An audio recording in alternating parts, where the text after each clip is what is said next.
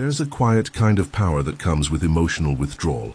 Not ghosting, not sulking, not playing hard to get, but a deeper kind of disappearance. One that doesn't scream for attention. One that doesn't explain itself. You just stop giving your energy to people who never earned it. You stop trying to fix what keeps breaking you. You stop performing. You disappear inward, not to hide, but to hear yourself again. To most people, this looks like distance. It looks like you're off, like something's wrong. But they don't realize that your silence is where your reorganization begins. It's not a breakdown, it's a restructuring. Carl Jung talked about something he called psychic energy. He believed the psyche operates a lot like the body. It has energy, it has a center. And if that energy gets scattered, the self becomes unstable, out of balance, fragmented. That's when we start feeling off, drained, like our emotions are too loud or completely numb. We swing between overreacting and not feeling anything at all. And most people live like this, constantly overextending their emotional bandwidth for people, jobs, relationships, and social roles that keep asking for more. Until one day, something just shuts off. Not because they stopped caring, but because their psyche started protecting itself, conserving what little energy it had left. When you withdraw emotionally, especially from something you've been invested in for a long time, it's not always dramatic. You don't always cry. You don't always fight. Sometimes you just stop showing up in the same way. You don't chase the conversation. You don't try to correct the misunderstanding. You let the silence speak for you. Because you've realized something important. Every time you explain yourself to someone committed to misunderstanding you, you're draining psychic energy that could be used to rebuild yourself. And here's where it gets real. That withdrawal makes people uncomfortable because they were feeding off your emotional availability. Your reactions gave them a sense of control. Your openness made them feel important. And when you pull back, they feel the shift, even if they can't articulate it. Suddenly you're not as predictable, you're not reacting the way they expect. You're not trying to please or prove or protect anymore. You've gone quiet. And in that quiet, something starts to grow. It's not bitterness. It's not apathy. It's clarity. Jung said that one of the most important stages in individuation, the process of becoming your full self, is separation. Not isolation, but a conscious uncoupling from the personas you were forced to wear. And that separation often begins with emotional distance, with observing your patterns, your triggers, your coping mechanisms, without reacting to them. Think of it like this. Your emotions are not the problem. But when they're constantly entangled with the needs and expectations of other people, they lose direction. You start leaking energy. You start taking responsibility for things that aren't yours to carry. And before you know it, you're living a version of yourself that's built more on reaction than intention. So when you withdraw emotionally, you're not being cold, you're making space. For what's real, for what's yours, for what's been buried under all the noise. This space is uncomfortable at first. You'll feel guilt. Like you're abandoning people, like you're failing some invisible test, but that discomfort is part of the detox. It's the residue of all the times you were praised for self-abandonment, for being nice, for being the bigger person, for staying connected to people who were quietly draining you. Let's be honest, not everyone deserves access to your emotional world. Some people only want your energy when it's convenient for them. They don't want your truth, they want your performance. They want the version of you that keeps them comfortable. And when that version goes silent, they get angry. They call you distant, selfish, cold. But those reactions say more about their entitlement than your integrity. This is what Jung meant when he said, what you resist not only persists but grows in size. When you resist that inner calling to pull back, to reflect, to detach, you stay trapped in a cycle of emotional overexposure. But when you honor that instinct, even when it's messy, even when people don't get it, you start to recenter. You start to remember who you were before the world told you who to be. Now here's the strange part. The more you pull back emotionally, not as a game but as an act of self-preservation, the more you begin to see things clearly. You start to feel the weight of all the things you were carrying that were never yours. You realize that half your emotional labor was spent regulating other people's dysfunction, holding space for chaos, over-explaining yourself to people who never listened in the first place. And as that clarity deepens, something inside you settles. You stop chasing closure. You stop looking for apologies. You stop needing people to understand. You start choosing peace over proving your point. That's where the real shift begins. Not in the noise, but in the withdrawal. Not in the argument, but in the absence. Not in being louder, but in becoming harder to reach. This isn't about building walls, it's about building boundaries. It's about taking full responsibility for your emotional ecosystem, for your inner world, and refusing to let other people pollute it. So if you're in a season of withdrawal, don't rush it. Don't try to explain it away, stay in it. Let the silence teach you something the noise never could. You're not broken for needing space. You're just finally listening to the part of you that's been asking for it. When you stop being emotionally accessible to everyone, something strange happens. At first it's quiet, people back off. Some reach out once or twice, then fade. The texts slow down. The invitations stop. The ones who only knew how to feed on your emotional availability don't know what to do when you stop performing. It's not revenge. It's not a strategy. It's just nature. When something becomes scarce, it changes how people treat it. When you stop being so emotionally available, your presence starts to carry weight. Not because you forced it to, but because you stopped giving it away for free. And that shift can feel lonely at first, like you've been cut off, like you're disappearing. But what's actually happening is this. The world is rearranging itself around your new boundaries.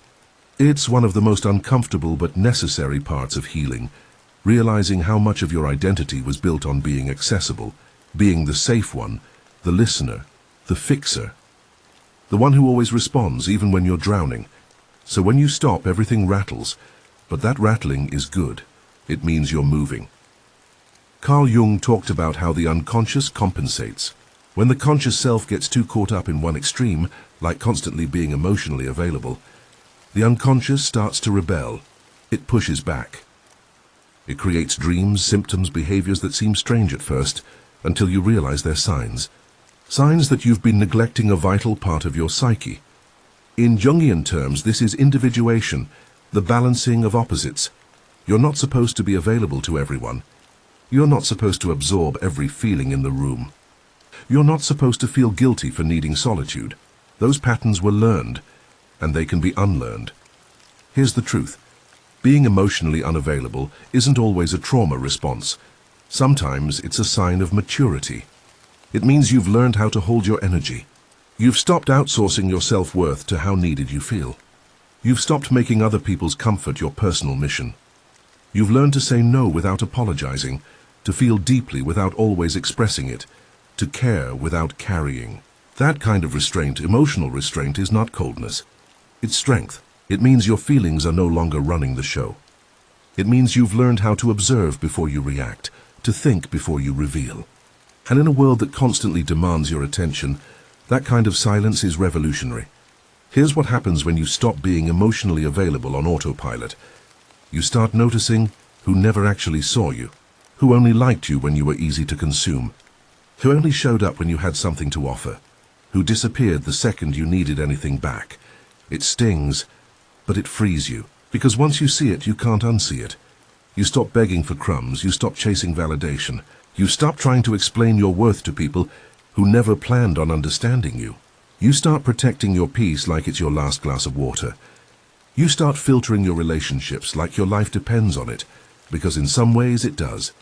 Your energy is life force, and when it's scattered, so are you. This is what Jung meant when he said that the privilege of a lifetime is to become who you truly are. But to do that, you have to remove the masks, especially the ones that say, I'm okay, I can handle it. I'm always here, I don't need anything back. Because the truth is, you do.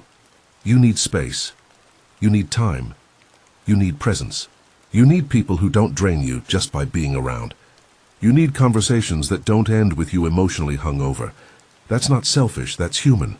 Emotional unavailability, in its healthiest form, is about holding back enough of yourself so you don't disappear into other people. It's about learning when to step forward and when to pull back. And when you do this long enough, you start to develop something rare, emotional discipline. Most people confuse emotional discipline with suppression, but it's not the same. Suppression is fear-based, discipline is power-based. Suppression hides, discipline observes. Suppression pushes things down. Discipline holds things in until it's time to speak, until it's useful. until it's aligned. That's the difference between reacting and responding. Reacting is impulsive. It's driven by ego, by fear, by pain. Responding is intentional. It comes from clarity, from knowing what actually needs to be said and what doesn't. And sometimes what doesn't need to be said is everything. That's where your power is. Because the moment you stop reacting to every slight, every passive-aggressive comment, every emotional tug-of-war someone tries to pull you into, you stop being controlled. Your silence becomes the loudest thing in the room. Not because it's cold, but because it's deliberate. People feel it when you've withdrawn not out of anger, but out of understanding. That kind of silence has a gravity to it. It makes people reflect. It makes them question how they treated you. It forces them to sit with themselves in the space your energy used to occupy. And not everyone can handle that. Some will lash out. Some will try to provoke you, just to get a reaction. Some will guilt-trip you for setting boundaries they never thought you'd have the courage to enforce. But that's not your responsibility anymore. You're not here to manage other people's discomfort. You're here to master your own, and here's where things get interesting. The longer you stay in this space, of chosen emotional scarcity, the more sensitive you become to what's real. You stop tolerating half-hearted apologies. You stop entertaining conversations that go nowhere. You stop giving chances just because someone said they didn't mean it like that. You start requiring energy that doesn't feel like debt. You start craving silence over stimulation. You start choosing quality over access. You start letting people earn your presence, instead of handing it out like a clearance sale. That's emotional wealth. And most people don't know how to handle someone who has it. Because we've been conditioned to think emotional availability is a virtue. That being open all the time is brave. That always being on is loving. But real love, real presence, requires boundaries. Without them, you're not being present. You're being depleted.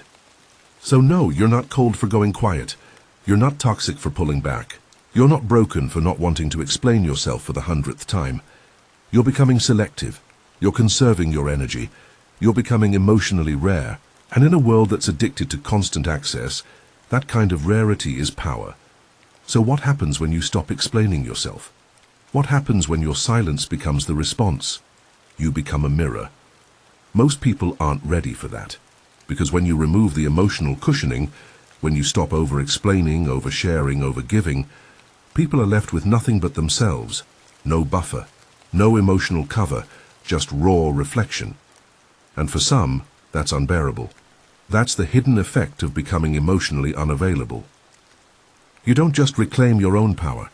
You force people to meet their own reflection. You stop absorbing their projections. You stop participating in their emotional chaos.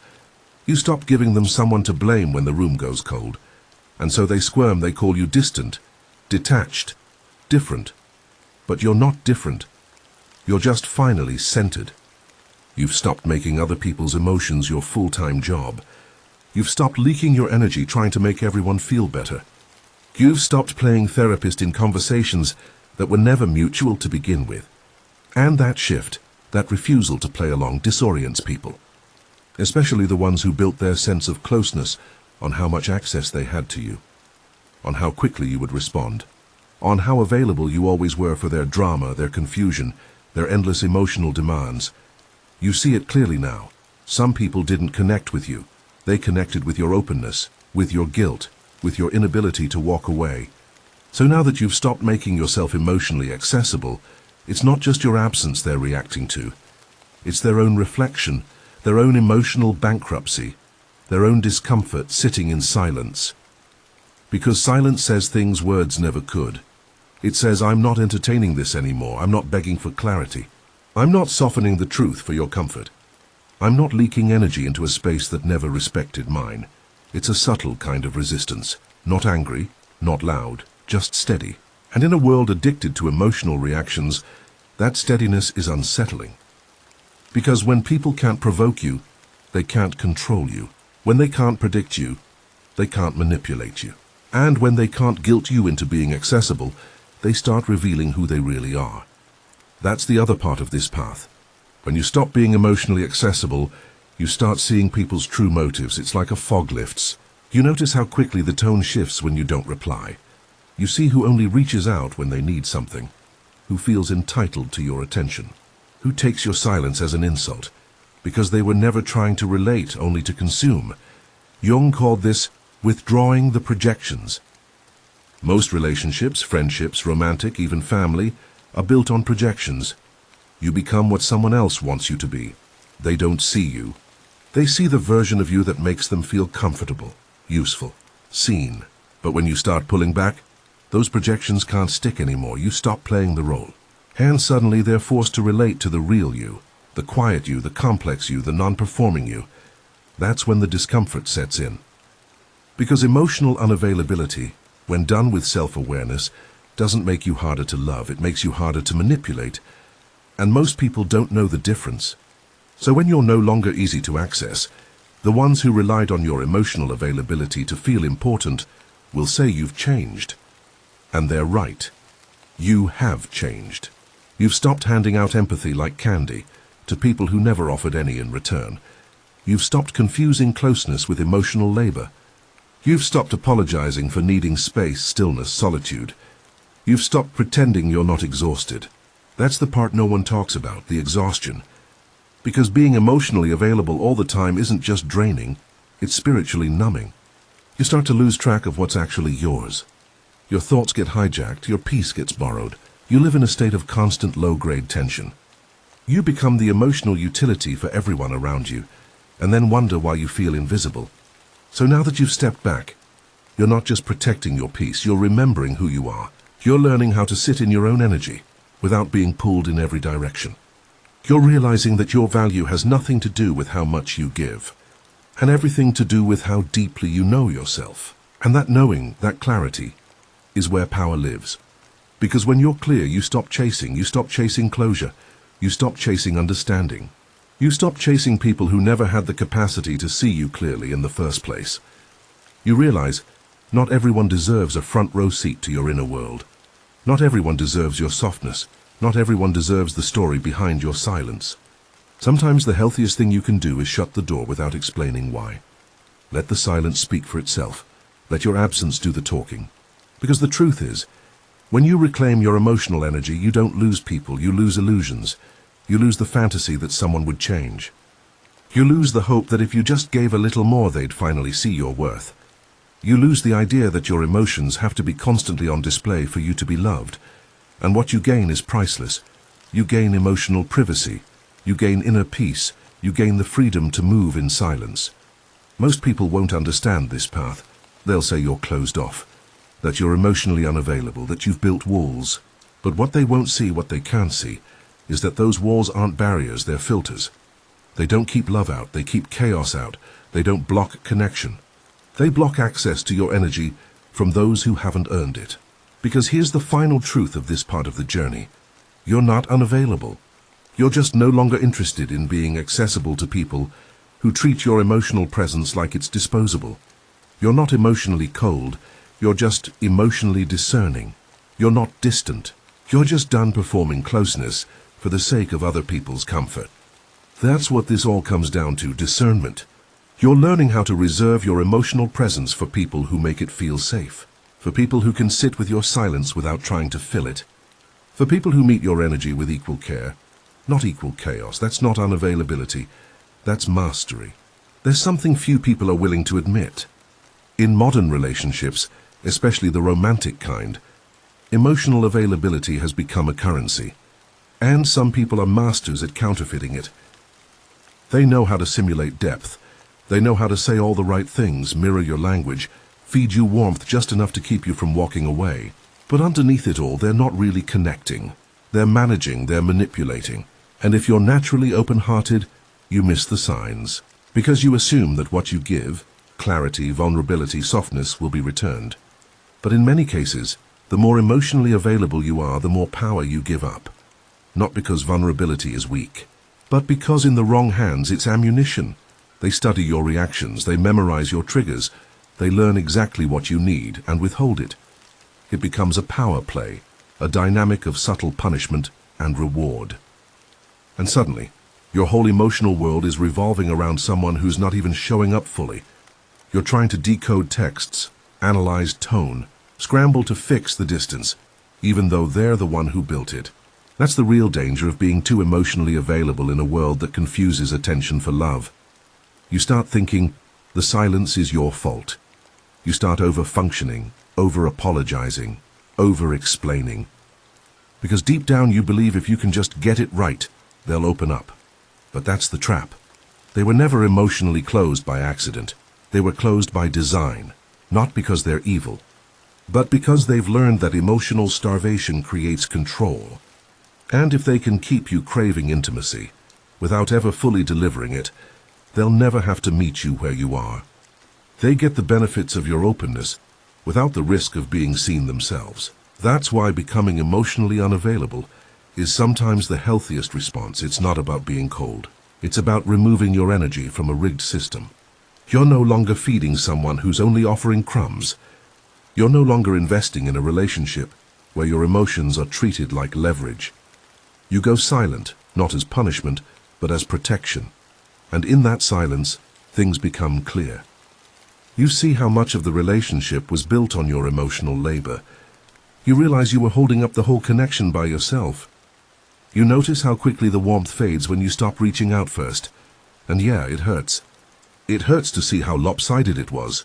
It hurts to admit that what felt like love was mostly performance. But that pain, that's fuel. It's the beginning of something rare.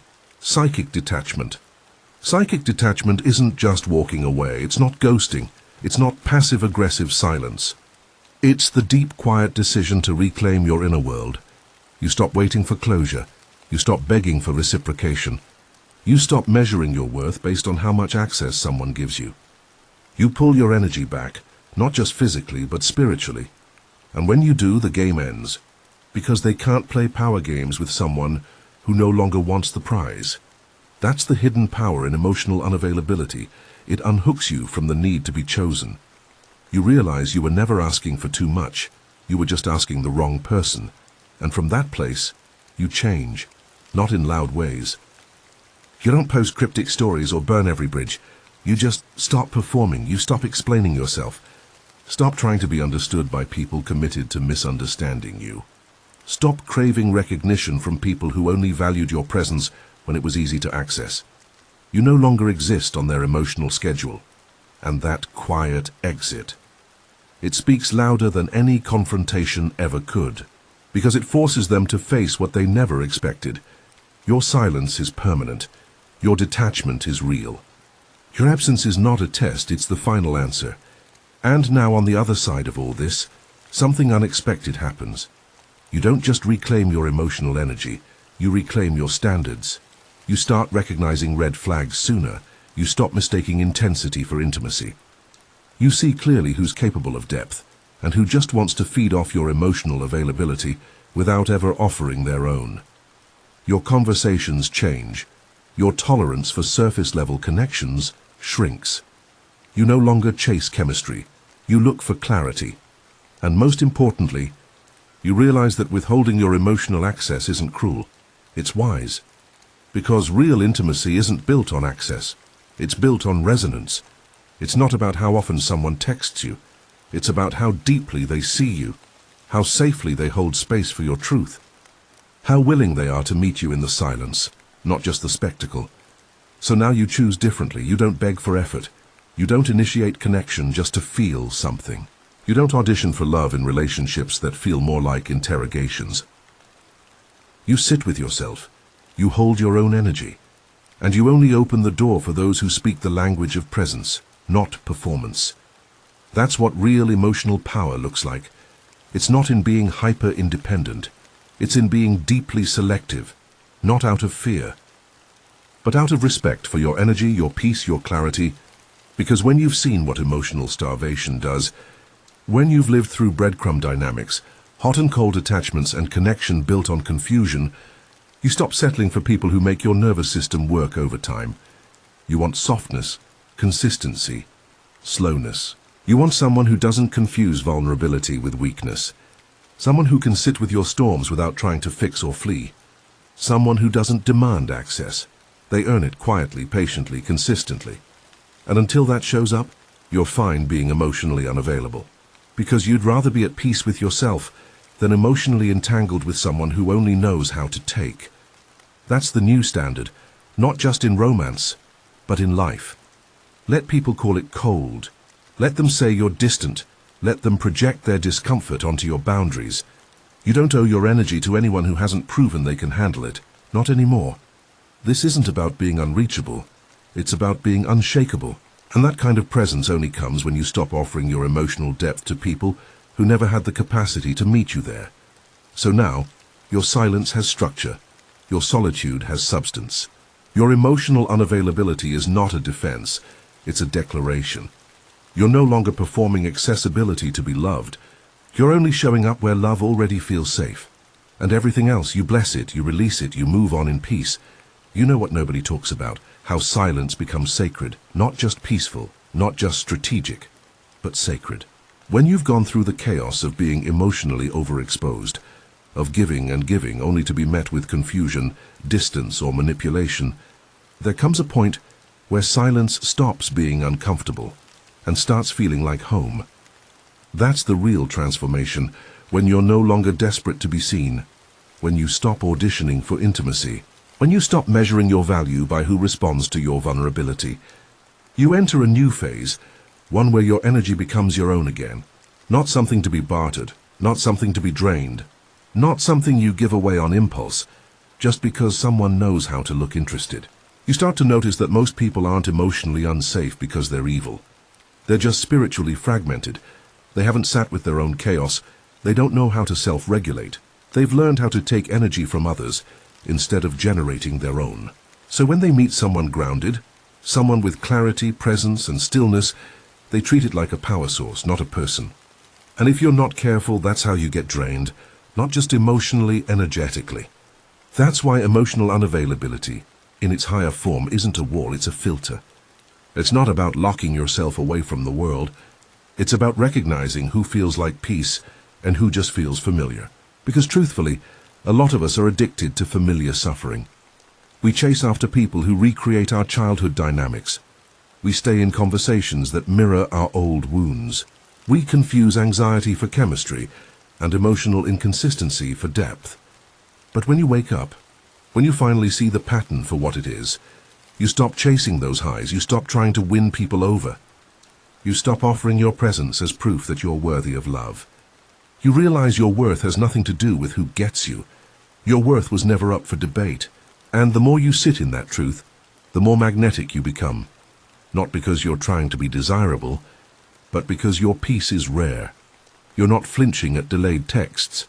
You're not overthinking every tone or emoji. You're not spiraling over silence. You're calm, still unmoved.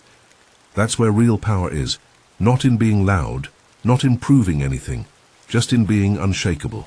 Because when your emotional energy is clean, when you're no longer wrapped up in proving, pleasing, fixing, or performing, your very presence disrupts dysfunction. People don't know what to do with someone who isn't playing the game. They're used to push and pull. They're used to emotional labor. They're used to being chased. And when you don't chase, when you just sit with your silence, rooted and calm, it shakes people. They realize they can't manipulate someone who isn't trying to be chosen. They can't use access as leverage when you're no longer hungry for it. They can't trigger guilt or shame when your conscience is clean. This is what spiritual independence feels like. It's the quiet decision to no longer be emotionally entangled with people who don't take care of themselves. To stop letting empathy override your instincts. To stop romanticizing emotional chaos. Because you've seen where that road leads. You've seen how exhausting it is to build a home in someone else's storm. So now you choose differently. You build your own home first. You protect your peace like a sacred ritual. You say no without explaining. You walk away without theatrics. You set boundaries without guilt. Not because you're angry, but because you're clear. You understand that not everyone deserves access. And access isn't proof of love, it's a privilege. When someone has access to you, they're being trusted with your energy, your mind, your spirit. And if they treat that access casually, if they ghost, breadcrumb, hot and cold, or emotionally withhold, you don't match that behavior. You don't try to teach them how to treat you. You simply remove the access without yelling, without warning, without drama, because that's what emotional maturity looks like. It's knowing when something no longer serves you, and releasing it gently but firmly. You're no longer triggered by being misunderstood. You're no longer trying to explain your intentions. You're no longer trying to win over people who can't even win over themselves. You've shifted. Now your emotional unavailability isn't a wound, it's a boundary. And your boundary says, I'm not here to be consumed, I'm here to be respected. That's the core of it. You're no longer emotionally accessible to people who operate on survival mode, people who feed off chaos, people who need constant stimulation to feel alive. You're emotionally available only to what aligns with your peace, with your values, with your deeper sense of purpose. Because anything else is a distraction, anything else is spiritual noise, anything else is a threat to your clarity. And after everything you've gone through, everything you've learned, grieved, walked away from, you're no longer willing to risk that clarity. So now, you rest in your solitude, not as a punishment, but as a return. You return to yourself, to your vision, to your internal rhythm. And from that place, you're no longer chasing relationships. You're building resonance, the kind that doesn't drain, the kind that doesn't confuse, the kind that doesn't leave you questioning your sanity at 2 a.m. You attract what mirrors your stillness, your depth, your quiet confidence. Because when you're emotionally unavailable to chaos, something beautiful happens. You stop calling it love when someone triggers your abandonment wound. You stop calling it chemistry when someone disrespects your boundaries. You stop calling it connection when someone only shows up when it's convenient. You see it all for what it is, and you move accordingly, not out of bitterness, but out of deep, earned wisdom. You don't need closure. You don't need the last word. You don't need them to see your worth. You've already seen it, and that's enough. So from this day forward, you move like someone who's already chosen by yourself, by your higher self, by your inner peace.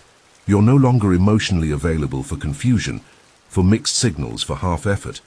You're available only for the rare, the real, and the rooted, and anything less?